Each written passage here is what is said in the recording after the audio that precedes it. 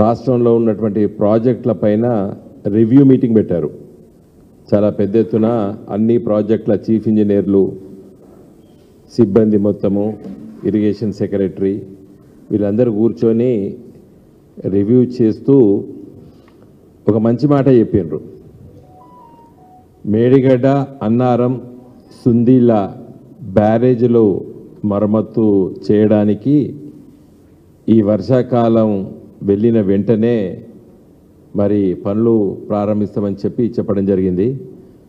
అది పత్రికల్లో వచ్చింది. అయితే రివ్యూ మీటింగ్ ఒక ప్రెస్ నోటు రిలీజ్ చేసినట్టున్నారు. దాంట్లో అది చాలా స్పష్టంగా చెప్పారు. చెప్పినప్పుడు ఎన్డీఏసీ రిపోర్టును దృష్టిలో పెట్టుకొని వాళ్ళు చెప్పిన దాని ప్రకారంగా చేస్తామని చెప్పి కూడా ఉత్తమ్ కుమార్ రెడ్డి గారు మాట్లాడినట్టు మనకు పత్రికలో వచ్చింది. ఇక్కడే చాలా సందర్భంలో మేము ప్రెస్ మీట్ పెట్టాం. మీకు అందరికీ తెలుసు, నేను ఎన్నో సందర్భాల్లో ఎన్డీఏసీ రిపోర్ట్ను కూడా చూపించి కూడా చెప్పినాను.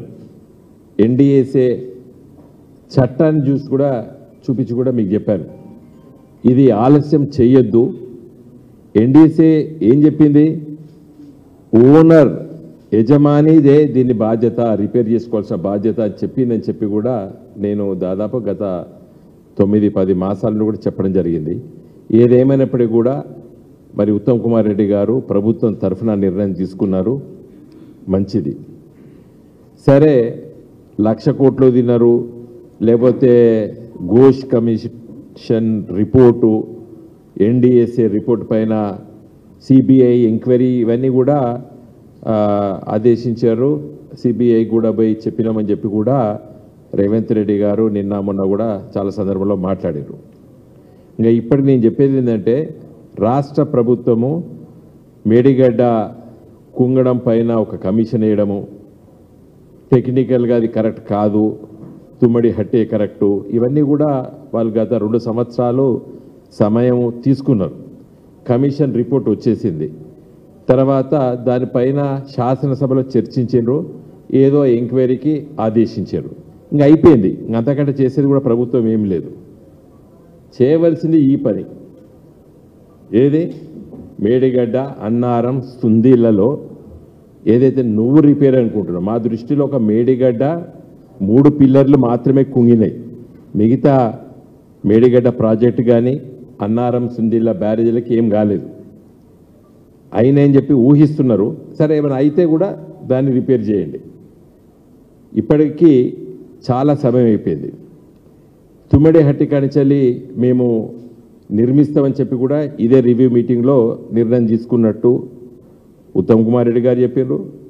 అదేవిధంగా నిన్న మల్లన్న సాగర్ నీళ్ళని తీసుకొచ్చి ఉస్మాన్ సాగర్, హిమాయత్ సాగర్లో నింపేటప్పుడు మూసి ప్రక్షాళన పేరిట చేసేటువంటి ఆ పనులలో కూడా ప్రారంభ చేసే సందర్భంలో కూడా రేవంత్ రెడ్డి గారు అదే చెప్పారు. ఏది? మల్లన్న సాగర్ కూడా మన వైఎస్ రాజశేఖర రెడ్డి గారు ప్రారంభించిందని చెప్పి ఇవన్నీ చెప్పారు. దానికి నిన్న మా హరీష్ గారు చాలా డీటెయిల్గా ప్రెస్ మిత్రులకు మీకు అందరితో కూడా మాట్లాడారు. నిన్న వాటి జోలికి పోతలేను నేను. కాళేశ్వరం ప్రాజెక్టు తుమ్మడి హట్టి దగ్గర నుంచి వెళ్ళి మీరు తీసుకొచ్చి ఎల్లంపల్లి నింపడం లోపల మీరు చేయగలిగితే చాలా మంచిదే. నేను చాలా సందర్భాలు చెప్పినాం. మేము తుమ్మడి హట్టి దగ్గర నుండి ఎల్లంపల్లి ప్రాజెక్ట్కి కూడా లిఫ్ట్ చేయాలి. ఒక రేవంత్ రెడ్డి గారు ఒకరే గ్రావిటీ ద్వారా వస్తుందని చెప్పిండు. ఏ తుమ్మడి హట్టికా నుండి ఎల్లంపల్లికి గ్రావిటీ ద్వారా వస్తున్నాడు. మిగతా మంత్రులు చెప్పలేదు, ఉత్తమ్ కుమార్ రెడ్డి గారు చెప్పలేదు. ఉత్తమ్ కుమార్ రెడ్డి గారికి తెలుసు అది తప్పనిసరిగా లిఫ్ట్ చేయాలని. 2 దిక్కుల లిఫ్ట్ చేయాలి. తుమ్మడి హట్టి దగ్గర నుంచి వెళ్ళి ఎల్లంపల్లికి తీసుకురావాలన్నా 2 దిక్కుల లిఫ్ట్ చేయాలి. ఆ లిఫ్టు మొదటి లిఫ్ట్ 71 కిలోమీటర్ మీద, తుమ్మడి హట్టి దగ్గర నుంచి వెళ్ళి 71 కిలోమీటర్ దగ్గర ఒక దగ్గర లిఫ్ట్ చేయాలి. తర్వాత 92 కిలోమీటర్ దగ్గర ఇంకొకసారి లిఫ్ట్ చేసి తీసుకొచ్చి ఎల్లంపల్లిలో నీళ్లు పోయాలి. అది కూడా మొత్తం 48 మీటర్లు లిఫ్ట్ చేయాలి. ఏది? తుమ్మడి హట్టి దగ్గర నుంచి వెళ్ళి ఎల్లంపల్లి వరకు కూడా. మరి కేసీఆర్ గారు రీడిజైన్ చేసిన మేడిగడ్డ నుంచి వెళ్ళి ఎల్లంపల్లికి తీసుకురావాలన్నా, మేడిగడ్డ అన్నారం సుందీళ్ళ నుండి ఎల్లంపల్లికి తీసుకురావాలన్నా 48 మీటర్లే ఎత్తిపోతారు. 48 మీటర్లు ఎత్తేయాలి. ఇక్కడ 3 సార్లు ఎత్తిపోయాలి. తుమ్మిడెట్టి దగ్గర నుంచి వస్తే 2 సార్లు ఎత్తిపోయాలి. గదే తేడా. కానీ ఎత్తు మాత్రం గదే ఎత్తు, 48 మీటర్ల ఎత్తు. సరే, అది టెక్నికల్ సబ్జెక్టు. అది తుమ్మిడిహట్టి దగ్గర 152 మీటర్ల ఎత్తు, అంటే mean sea level. MSL 152 metres దగ్గర తుమ్మిడిహట్టి దగ్గర మీరు కట్టగలిగే శక్తి మీకుంటే మంచిదే. నా దృష్టిలో కట్టలేడు. ఎందుకంటే కేంద్రంలో కాంగ్రెస్ ప్రభుత్వం, మన్మోహన్ సింగ్ గారు ప్రధానమంత్రి, మహారాష్ట్రలో 3 ముఖ్యమంత్రులు కాంగ్రెస్ వాళ్ళు పరిపాలించారు. ఆంధ్రప్రదేశ్లో కూడా 3 ముఖ్యమంత్రులు పరిపాలించారు సమైక్య ఆంధ్రప్రదేశ్లో. రోషయ్య గారు, మన కిరణ్ కుమార్ రెడ్డి గారు, వైఎస్ రాజశేఖర రెడ్డి గారు. ఈ 3 పరిపాలన కూడా మీ కాంగ్రెస్ ప్రభుత్వమే మేము ఇవ్వము అని చెప్పింది అశోక్ చవాన్ గారు. ఎక్కడ? మహారాష్ట్ర ముఖ్యమంత్రి. ఇంకా ఇప్పుడున్న ఫడ్నవీస్ అయితే దాదాపు 3500 మంచి ఫర్టైల్ భూములు మునుగుతున్నాయి అని చెప్పి ధర్నా చేసి జైలుకు పోయాడు. ఇది కట్టద్దని చెప్పిపోయాడు. ఇప్పుడు ఆయనే మహారాష్ట్ర ముఖ్యమంత్రి. ఇంకా వీళ్ళందరు పర్మిషన్లు తీసుకొని వస్తా అని చెప్పి బండి సంజయ్ చెప్పాడు. నేను ఇక్కడనే ఇదే కుర్చీ నుండి చెప్పిన. ఆ రోజు గెలిచిన కూడా నా పక్కకున్నాడు. చెప్పినాం, ఆ రోజు చెప్పినాము స్పష్టంగా, నీకు బ్రహ్మరథం పడతావయ్యా బండి సంజయ్ గారు, నువ్వు పర్మిషన్ తీసుకురా, నీ దోస్తు రేవంత్ రెడ్డి ఉన్నాడు, మీ ఇద్దరికి బ్రహ్మరథం పడతామని చెప్పినాం. కడితే మంచిదే, కానీ అట్లీస్ట్ ఇప్పటికైనా ఈ 3 బ్యారేజీలు తొందరనే రిపేర్ చేపియండి. ఎందుకంటే ఖర్చు పెట్టాం, బ్యారేజీలు కట్టేస్తాం, రిపేర్ చేయాలి. 300 కోట్లు 400 కోట్లు పెట్టి రిపేర్ చేపియాలి. ఆ రిపేర్ చేస్తే అట్లీస్ట్ యాసంగి, ఈ యాసంగికి ఇంపాసిబుల్, వర్షాకాలం తర్వాత ఈ యాసంగి పంట తర్వాత ఎండాకాలం లోపల వేగవంతంగా రిపేర్లు చేస్తే మళ్ళా వచ్చే వర్షాకాలం తర్వాత మళ్ళీ మన రైతులకి నీళ్ళు వస్తాయి. ముఖ్యంగా ఉమ్మడి కరీంనగర్ జిల్లా, ఉమ్మడి వరంగల్ జిల్లా, మెదక్ జిల్లా, నిజామాబాద్ జిల్లాలకి రైతులకి యాసంగి పంట పుట్టకచ్చిన తర్వాత మార్చ్ ఏప్రిల్ మాసాల్లో నీళ్ళు అవసరం. ఒకప్పుడు ఇవి ఎక్కువ ఉపయోగపడుతుంది. పంట చేతికి వచ్చే సమయానికి నీళ్లు కరువు ఉంటుంది. అప్పుడు నీళ్ళు అయిపోతాయి, ఎల్ఎండీలు అయిపోతాయి, మిడ్ మానేర్లు అయిపోతాయి, ఎస్ఆర్ఎస్పీలో ఫ్లోస్ ఉండవు. అప్పుడు ఈ నీళ్ళు అవసరం. ఎక్కడ? మేడిగడ్డ దగ్గర పోయేటువంటి ప్రవాహం, ప్రాణహిత గోదావరిలో కలిసిన తర్వాత పోయే ప్రవాహం ఏదైతే ఉంటుందో మేడిగడ్డ దగ్గర మనం నిలుపుదల చేసి ఎత్తిపోస్తేనే యాసంగి పంటలు బ్రహ్మాండంగా వండుతాయి తెలంగాణ జిల్లా లోపల. కాబట్టి దయచేసి మరి మీరు తీసుకున్న నిర్ణయాన్ని నేను వ్యక్తిగతంగా మా పార్టీ తరఫున మేము స్వాగతిస్తున్నాం. రిపేర్లు చేస్తామంటే, కానీ అది త్వరగతిగా చేయండి. రిపేర్లు మేడిగడ్డ, అన్నారం, సుందీళ్ళ. అన్నారం సుందీళ్ళకైతే ఏమి జరగలేదు.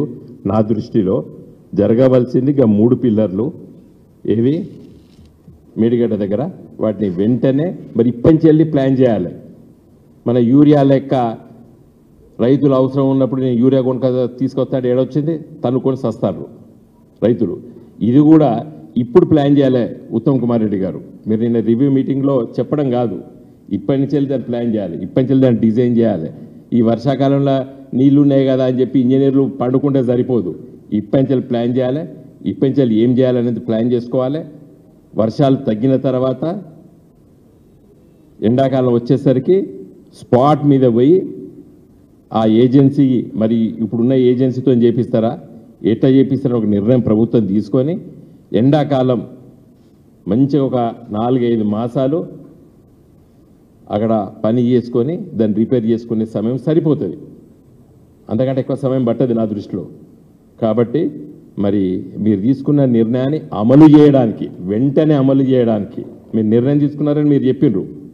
కాబట్టి వెంటనే మరి దాని డిజైనింగు ఏం రిపేర్ చేయాలి, ఇప్పుడున్న ఏజెన్సీ చేస్తా అని చెప్తున్నది, అదే ఏజెన్సీతో చేపిస్తారా, మరి మీ ప్రభుత్వం ఏం నిర్ణయం తీసుకుంటుందో మాకు తెలియదు. కాబట్టి మేము ముఖ్యంగా తెలంగాణ, ఉత్తర తెలంగాణ జిల్లాల రైతుల తరఫున మేము కోరేది ఏంటంటే, వచ్చే ఇప్పటికి రెండు పంటలు ఇబ్బంది పెట్టిండ్రు. 2024-25 లోపల ఇబ్బంది అయింది. అట్లీస్ట్ 2026 వరకైనా దీన్ని మొత్తం కంప్లీట్ చేసుకొని దీన్ని అమలు చేయాలని చెప్పి నేను కోరుతున్నాను. ఇంకా మిగతా కాళేశ్వరం ప్రాజెక్టు ఇది ఓన్లీ 5 to 6% ఖర్చులో కూడా జరిగినటువంటి 90,000 కోట్ల లోపల ఇది 13,000 కోట్ల సంబంధించిన బ్యారేలే. 13,000 కోట్ల లోపల మేడిగడ్డది 3,500 కోట్లే. దాంట్లో ఈ కుంగిన పిల్లర్లు 300 కోట్ల లెక్క. కాబట్టి 300 కోట్ల కోసం మరి మీరు నిర్ణయం తీసుకోవాలి, వెంటనే దీన్ని అమలు చేయాలి అని కోరుతూ మీరు తీసుకున్న నిర్ణయాన్ని మళ్ళొకసారి నేను సంతోషం వ్యక్తపరుస్తూ దీన్ని త్వరగతిగా చేయాలని చెప్పి కోరుతూ సెలవు తీసుకుంటాను.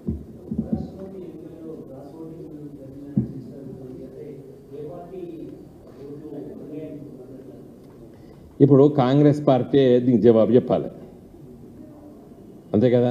నేను హడావుడిగా రేవంత్ రెడ్డి గారు కూడా తిరిగిన ఢిల్లీలో, మరి ఓట్లు వేయడానికి వేయండా, ఎటు ఓట్లు అర్థమవుతలేదు. ఇప్పుడు నేను హడావుడిగా ఢిల్లీలో తిరిగిండ్రు, తర్వాత మిగతాలు తిరిగిండ్రు, కాంగ్రెస్ నాయకత్వం మొత్తం ఉన్నది. మరి ఏ పార్టీ అందరు ఏమంటున్నారంటే కాంగ్రెస్ పార్టీ ఎంపీలే అటు ఇటు ఓట్లు వేసిందని చెప్తున్నారు. ఏది వాళ్ళ మిత్రపక్షాలు చెప్తున్నాయి అంటే ఇంకా పత్రికాముఖంగా ఎవరు చెప్పినట్టు నేను చూడలే. కానీ ఢిల్లీ ఊహాగానాలు ఏంటంటే అరే కోన్ దాలేరంటే కాంగ్రెస్ వాళ్ళే దాలేరే అంటారట. కాబట్టి అది ఎవరు వేసిండ్రో ఏందో తెలుస్తుంది మనకి. అది తెలంగాణ కాంగ్రెస్ నాయకులు అడుగుండ్రి ఏమంటారు. నేను రేవంత్ రెడ్డిని ఎందుకంట, కాంగ్రెస్ పార్టీ జవాబు చెప్పాలి కదా, వాళ్ళే నాయకత్వం వహించారు కదా. And Revanth Reddy is part of Congress party. ఇప్పుడు వాళ్ళు చెప్పాలి కదా. ఇప్పుడు మేము ఇండిపెండెంట్గా ఉంటా అనుకున్నాం, ఉన్నాం, చాలా స్పష్టంగా చెప్పిన. ఇది మొదటిసారి కాదు, ఇదివరకు కూడా మేము వైస్ ప్రెసిడెంట్ ఎలక్షన్లో మేము ఓటు వేయలేదు. మేము అప్పుడు నేను ఎంపీగా ఉన్నాను, అప్పుడు వేయలేదు మేము. కాబట్టి ఇది మాకు మొదటిసారి కాదు. మేము వీఆర్ డైనమిక్ పొలిటికల్ పార్టీ. అవసరం ఏంది సమయం పట్టుకొని మీరు నిర్ణయం తీసుకుంటాం. ఏదైనా కూడా తెలంగాణ కోసం ఆ రోజు కాంగ్రెస్ పార్టీ మమ్మల్ని యూపీఏ ప్రభుత్వం ఇస్తామని చెప్పింది, ఇవ్వలేదు. అప్పుడు మా రియాక్షన్ చాలా సీరియస్గా స్పష్టంగా చెప్పినాం. అట్లా అని చెప్పి ఆపోజిషన్ బీజేపీలో కూడా అప్పుడు మీరు సపోర్ట్ చేయలేదు. అర్థమైంది కదండి. కాబట్టి టీఆర్ఎస్ పార్టీ అనేది డైనమిక్గా ఉంటుంది. తెలంగాణ మీద ఈగ దోమ వాలిందంటే కరుస్తాం మేము తెలంగాణ మీదనే. కాబట్టి తెలంగాణ కోసం పనిచేసే వాళ్ళం మేము. తెలంగాణ రాష్ట్రం కోసం, తెలంగాణ ప్రజల కోసం, తెలంగాణ అభివృద్ధి కోసం మేము చెప్పినాం. రాష్ట్ర ఏర్పాటు కోసం ఆర్ఎస్ఎస్ నుండి ఆర్ఎస్యూ దగ్గరికి పోతామని చెప్పినాం. అట్లా పోయిండు కేసీఆర్. అన్ని దిక్కుల పోయినాం మేము. తెలంగాణ కోసం ఇబ్బంది పెడతారంటే కాంగ్రెస్ నుంచి బయటకు వచ్చినాం. రాజీనామా చేసిన దాంట్లో నేను ఒకరినప్పుడు యాజ్ ఏ ఎంపీగా కేసీఆర్ చేశారు. అట్లా ఇట్స్ డైనమిక్ పొలిటికల్ పార్టీ మాకు. అంటే అరే మీరు గిట్లే ఉంటారంటే గట్లు ఉండం, మేము ఎట్లుండాలో గట్లు ఉంటాం.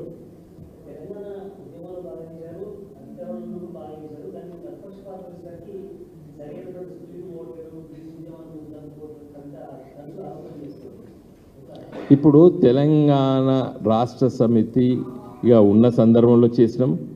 భారత రాష్ట్ర సమితిగా ఒక జాతీయ స్థాయిలో ఒక పాత్ర వహించాలనుకున్న సందర్భంలో కూడా మేము చేసాం. మా పాత్ర మేము నిర్వహిస్తున్నాం. మమ్మల్ని ఎవరు అనేటువంటి ఆరోపణలు చేసేటువంటి ఆస్కారమే లేకుండా మా పని విధానం ఉన్నది నాడు నేడు రేపు.